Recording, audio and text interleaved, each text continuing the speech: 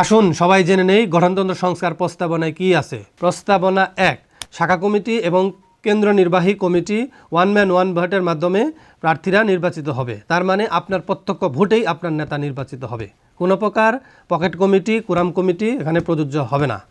শাখা কমিটি নির্বাচনের সাথে সাথেই ওই শাখার কাউন্সিলরগুলো ওয়ান ম্যান ওয়ান ভোটের মাধ্যমেই নির্বাচিত হবে। প্রস্তাবনা 2, কেন্দ্র নির্বাহী কমিটি নির্বাচনের ক্ষেত্রে কোনো প্রকার সাংগঠনিক অভিজ্ঞতার প্রয়োজন হবে না। শুধুমাত্র সভাপতি, সহসভাপতি, সাধারণ সম্পাদক এবং যুগ্ম সাধারণ সম্পাদক পদে নির্বাচনের ক্ষেত্রে সাংগঠনিক অভিজ্ঞতার প্রয়োজন পড়বে।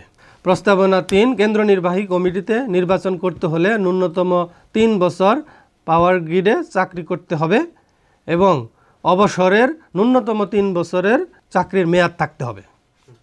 প্রস্তাবনা 4, একই ব্যক্তি কেন্দ্র নির্বাহী কমিটিতে একই পদে 2 বারের বেশি থাকতে পারবে না এবং কেন্দ্র নির্বাহী কমিটি এবং শাখা কমিটিতে একই সাথে থাকতে পারবে না। প্রস্তাবনা 5, গঠনতন্ত্রের গুরুত্বপূর্ণ ও কাঠামোগত পরিবর্তনের ক্ষেত্রে গণভোটের মাধ্যমে জনমত যাচাই করার প্রয়োজন পড়বে।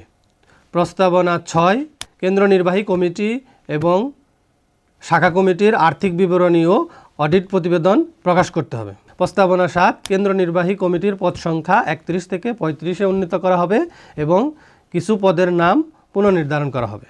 প্রস্তাবনা 8, বিভাগীয় সহসভাপতি ওই বিভাগের সদস্যদের প্রত্যক্ষ ভোটেই নির্বাচিত হবে, অন্য বিভাগের ভোটের প্রয়োজন পড়বে না এবং উপদেষ্টা পরিষদের সদস্য হতে হলে 2 টার্ম কেনিক অথবা শাখা কমিটিতে সাংগঠনিক অভিজ্ঞতা থাকতে হবে।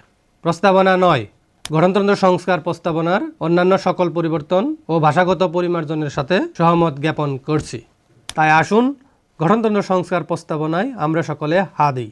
আমি আনোয়ার হোসেন সুজন, সমাজ কল্যাণ সম্পাদক পদে আপনাদের সকলের ভোট ও দোয়া প্রার্থী। আসসালামু আলাইকুম। আনোয়ার হোসেন সুজন ভাই, সমাজ কল্যাণে তাকে চাই। আনোয়ার হোসেন সুজন ভাই, সংস্কার প্রস্তাবনায় হা চাই। আনোয়ার হোসেন সুজন ভাই, সংস্কার প্রস্তাবনায় হা চাই।